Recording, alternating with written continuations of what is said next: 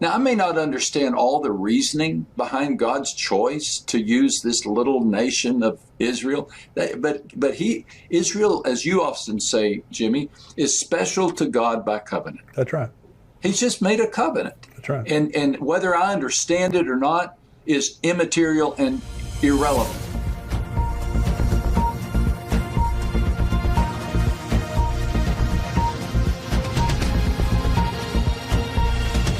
Welcome to the Tipping Point Show. I'm Jimmy Evans. I'm so glad that you're joining me today. I've got a very special interview coming up in just a minute. But before we do that, let me just remind you that we have our Israel trip coming up this year, November 29th through December the 8th. It's Pastor Ed Young Jr. of Fellowship Church here in Grapevine, Texas. Myself, we're going to the Holy Land. We would love to have you go with us on endtimes.com. You can go there. It'll give you all the details there of how you can sign up. We're filling up, and this trip will fill up. So if you're wanting to go and you haven't signed up yet, go on endtimes.com and sign up.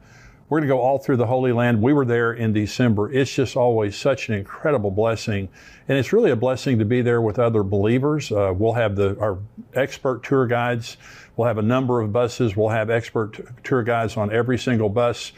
Pastor Ed and I will be there teaching at different sites through the Holy Land. And I can't wait to meet a lot of you. You know, I just have really two opportunities through the year to get to meet you guys. One is at our conference that's coming up next September, and I'll be talking about that more next week, but also this Israel trip. I look forward to being able to shake your hand and get to know you and spend some time with you in the Holy Land. So if you're interested in going to Israel with us, endtimes.com, go on there, you get more information and sign up. We'd love to have you join us there. It's a great pleasure today to have my good friend Max Lucado joining me on the show. Max is a teaching minister at Oak Hills Church in San Antonio. He isn't just a best-selling Christian author. Except for the Bible, he is the best-selling Christian author of all times with 92 million of his books in print. I know most of you watching and listening right now have been blessed by Max's books and ministry. But today he's here with me to talk about the end times. Max, welcome to the show. Thank you so much for joining me. Oh, it's great to be with you, Jimmy. You know, I hold you in such high esteem. I love you, and I'm honored and grateful that we have this opportunity for this conversation. Well, I feel the same way about you, Max, and I very much appreciate your friendship and encouragement over the years. You have a gift of being able to communicate truth in such an understandable way. And, you know, people love it, and people love your books, love your teaching, your preaching, your ministry. But you've had a journey that we've talked about concerning the end times. You had a certain view that we call amillennialism, and we talk about it here on endtimes.com. But you've made a progression. Is that right? You've changed your view.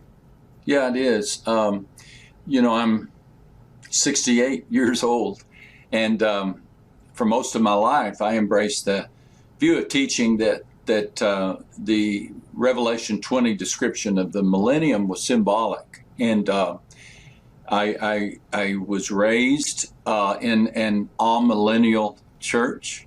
I attended a college that taught me amillennialism. I have never had a premillennial professor, premillennial pastor, or even been a part of a premillennial class. But little by little, over the years, I moved from one point of view to the other and embraced more of a literal view of the millennium. It's really important, though, that I say that I am so grateful to God for my amillennial professors, my amillennial pastors. They taught me about Jesus. They taught me to love Scripture. They inspired me to dig deep into the Word, and also challenged me that when I encountered a teaching that was contrary to what I had been taught, that let not many of you be teachers, for you will be held in higher account. And so be careful. And if you feel the Lord leading you in a direction, then you pursue that. And that's what has happened on 2 or 3 different topics in my life, one of which is end times. And so I'm really grateful to have this chance to explain that journey, talk about that journey with you and your audience. Well, this is the first opportunity I've ever had to really talk to someone who made that progression. Mm-hmm. It seems like in so many cases, people get kind of, stuck in their position, and they're not willing to change like you did, which, I have such a great respect for you just in your ministry in general, but being able to say, hey, I can't really support this position that I was raised with. Biblically, I honor my past and my tradition and the people who, were there, but I'm gonna make this progression over here. Let's talk about just kind of defining terms here for just a minute. Define amillennialism, what you mean when you say that. Amillennialists look at the description of the 1,000-year reign of Christ as portrayed in Revelation chapter 20 as a time in which we're living now. Right. That Christ is reigning now. That we are experiencing the millennium currently, that we're in that golden age right now. And I'm sure there are a variety of reasons for that. What I was taught is to be very careful about any literal interpretation of end times teaching. And consequently, when Jesus speaks about the tribulation in the Olivet Discourse, or the Apostle John talks about the millennium in Revelation 20, those are symbols. Those are metaphors. I get that. I understand that. But one of the reasons that I changed has to do with what I think is a healthier approach to end times teaching. And I think we'll talk about that here in just a second. But amillennialism leans towards symbolic, correct? You'd understand this more than anyone, and that we're in that time right now. Yeah. And an amillennialist believes that the devil was bound basically at the resurrection of Christ. Yeah. That we are now in the reign of Christ that would be described as the millennium. That's a perfect explanation of it. Premillennialism is what you now espouse. Is that correct?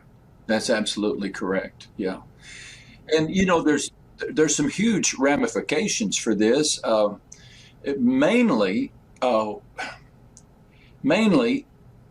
we want to be as biblical as possible while holding everyone in mutual respect. Right. But we want to be as biblical as possible. All Christians agree upon the literal, physical return of Jesus to earth and the bodily resurrection of the dead and the final judgment of all people. We can all find common ground right there. But apparently, the Holy Spirit wants us to have a more detailed understanding of what is yet to come, and understand. And it's as if we've been handed an itinerary of what to expect. Right. And that empowers the saint. It helps us understand the problems of the present because we know what's going to happen in the future. That's exactly right. So we're going to talk about the progression that you've made. You have a teaching, you have an explanation of how you defend, because you can scripturally defend your position now, premillennialism. In other words, you didn't just make this jump, in a hurry or without reason. And I just want to say to all of our viewers, everyone watching this right now or listening, this is excellent. This is the best explanation I've ever heard of premillennialism and how you can defend this, because there are people, and because I love what you're saying about unity, Max, and about honor, because we just don't divide over eschatology. We just don't divide fellowship because this person over here is amillennial and I'm premillennial. And I know how that's how you feel, and that's what you've been saying. Absolutely. And so, but there are words that go back and forth. For example, I know from the amillennial camp, there is the teaching that John Nelson Darby, the rapture and the dispensational theology really didn't begin until the 18th century. And a lot of amillennials, they'll use that argument that it's a very recent teaching, but you're going to explain here. So let's go through. You have an acrostic, and I want you to go point by point, and we'll talk about it when you finish each point. But this, again, to all of our viewers here, this is an excellent explanation of how you can defend premillennialism. Go ahead, Max. Well, I got the idea of an acrostic from our mutual friend, Mark Hitchcock. Yeah, sure. In his book, The End, which is such an astoundingly wonderful book. Yes. He has a chapter in which he describes his defense of being a premillennialist and he has an acrostic, pre-mill, P-R-E-M-I-L. And I thought, now that's so clever. As I began to sense a shift in my own heart, I wanted to be able to explain this because, again, many of my friends are amillennial. I'm going to have to tell former pastors and professors, friends, why I've made this change, and I'm happy to do so. Yeah. I'm happy to do so, but I sometimes have trouble remembering things. I've watched you teach, Jimmy, and you just seem to have instant recall. I have to use every tool in the book. And so I created this acrostic, and the acrostic is CHRIST. And these are the reasons that I believe that it's more biblical to embrace a literal reign of Christ on earth. And again, this is essential because if there's going to be a reign of Christ on earth, that's going to impact my view of the rapture. That's right. It's going to impact my view of the tribulation. It's going to impact my view of how many judgments there are. Is there a Bema Seat judgment and Great White Throne judgment, or is there just one judgment? Yeah. And so these are important conversations. I was explaining it the other day like this, and I think it helped. Imagine that you inherit a garden, and that garden has a beautiful fountain in it.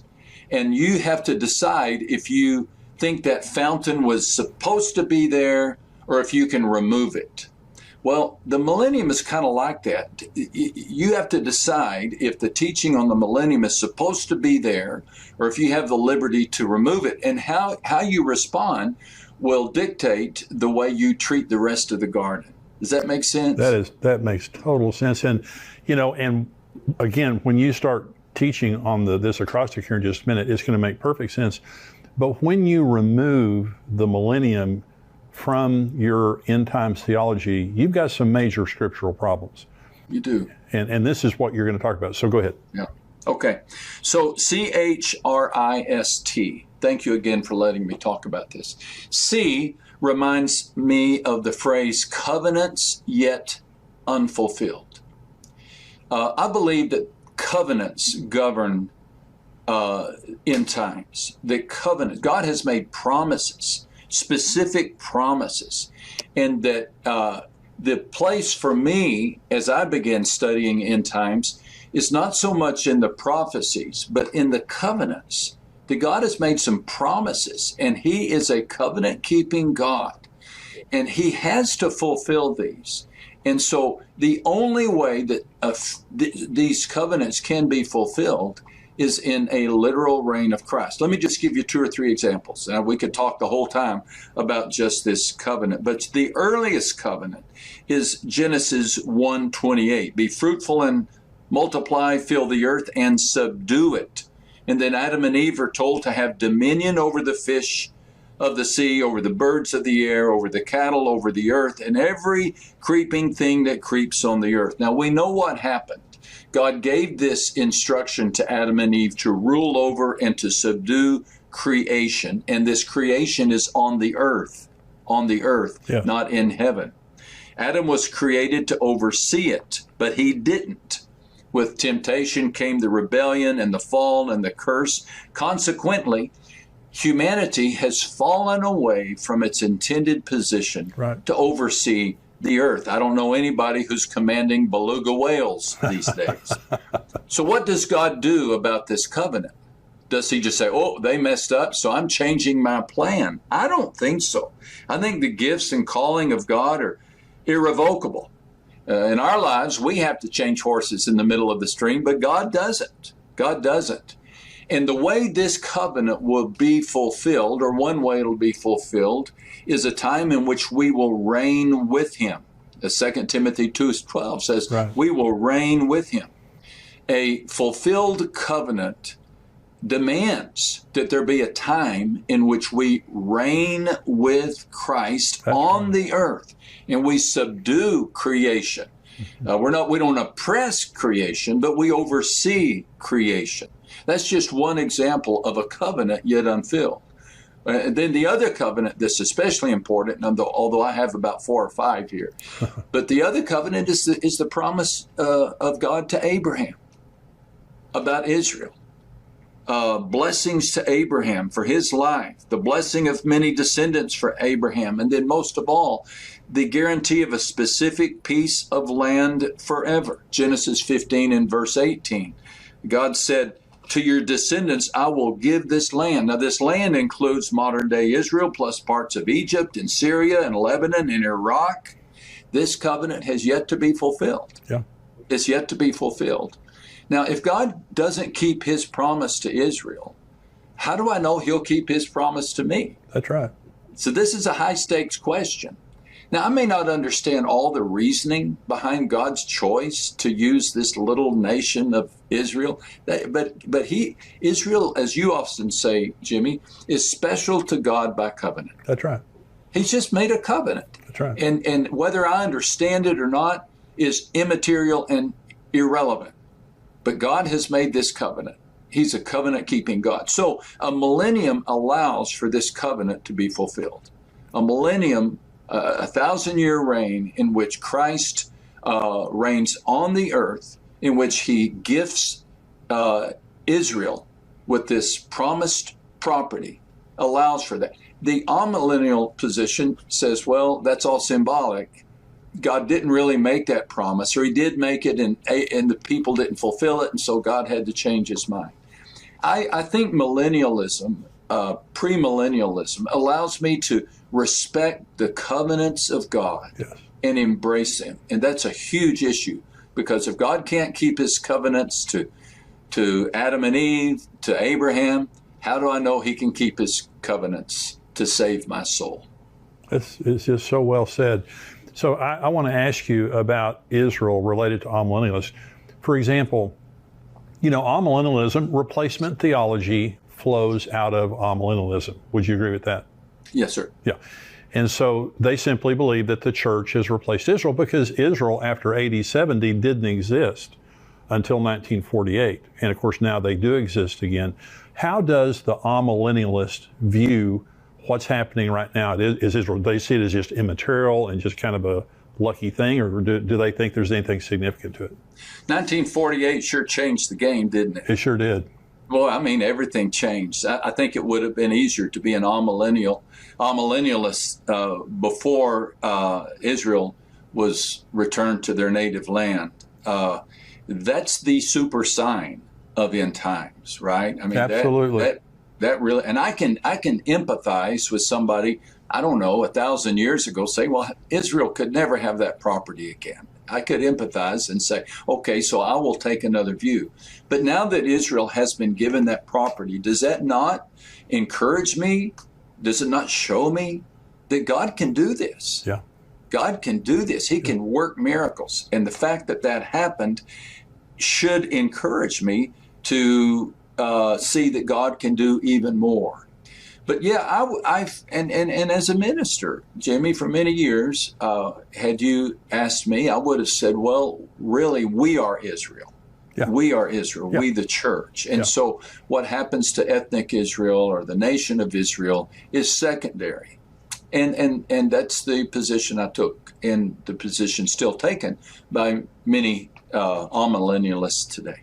Do you think that amillennialism necessarily breeds anti-Semitism? Because I know you've never been anti-Semitic, but there are, I heard, and let me just say, I heard a very well-known leader in the Christian leader say one time that Israel is an armpit of a nation in the Middle East that means nothing.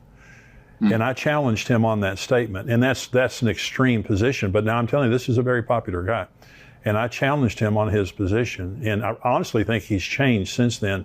But I don't, do you see in the churches that you were raised in, the Bible college you went to, the seminary, did you experience anti-Semitism there? Not a bit. Yeah, not good. a bit. Good. Not a bit. Yeah. I guess I could envision a logical consequence of amillennialism leading to that, but I didn't experience just the contrary. Highest respect, highest appreciation for the Jews and for what God did through them to send our Savior, to give us the Scripture, to start the church. So I didn't sniff out any Good. anti-Semitism in my teaching. Good. Okay, number 2, the H. Okay, I like this one. I mean, I like them all. I like them all, but this was really a significant game changer, and that's the history of the early church. So we're working down this acrostic: covenants, history, and then we'll look at RIST. But the history of the early church, I was really surprised to learn that for the first 300 years of church history, the leaders were premillennial. Yes. Most significant among them was Papia, the bishop of Hierapolis, a disciple of none other than the Apostle John. Wow. Man, I nearly fell out of my chair when I read this. Because here's a student of the Apostle John who taught and promoted premillennialism. If the student of the inspired apostle who wrote the book of Revelation taught students or taught people to embrace the literal 1,000-year reign of Christ on earth, that pretty well seals the deal for me. And then we could add to that, I've got my list here, Irenaeus, Tertullian, Justin Martyr, who said, I and every other Orthodox Christian feel certain that there will be a resurrection of the flesh, followed by 1,000 years in the rebuilt, embellished, and enlarged city of Jerusalem, as was announced by the prophets of Ezekiel, Isaiah, and others. Wow. So the fact that the fathers of our faith embraced the promise of an earthly reign of Jesus is extremely compelling to me. Extremely compelling. And again, because I've been premillennial for a long time, there is this constant statement that is made that dispensational theology really was invented.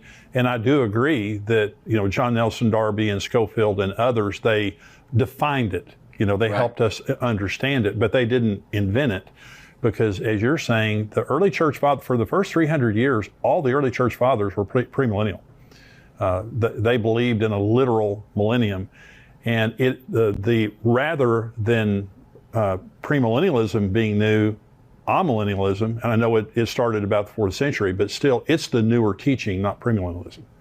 Jimmy, can I ask you a question? Sure. Do you have a sense for what caused amillennialism to begin, what the seeds of the teaching were? If for the first 300 years the church believed in the 1,000-year reign, was there a key teacher or a moment, or do you have a sense for that question? Yes, it was Platonic dualism. It was one of the reasons. Plato taught that everything material was evil and everything spiritual was good. This is where Docetism came from, the heresy of Docetism that taught that Jesus did not come in the flesh, because if he would have come in the flesh, he would have been evil. That's why the Apostle John said, what our eyes have seen and what our hands have handled. He hated the Docetists. And so they believed that everything in the material realm was evil. So this was called Platonic dualism. And so one of the reasons that the amillennial view became popular was when Platonic dualism infiltrated the church. When Constantine got saved and, Christianity became legal, Platonic dualism infiltrated the church, and they believed that Jesus could not come and rule on the earth because that would be evil. That would be, so the church can be here, because we're fallen, even though we're saved, but Jesus can't do that. That's one of the reasons. I'm sure there were others, but that was one of them.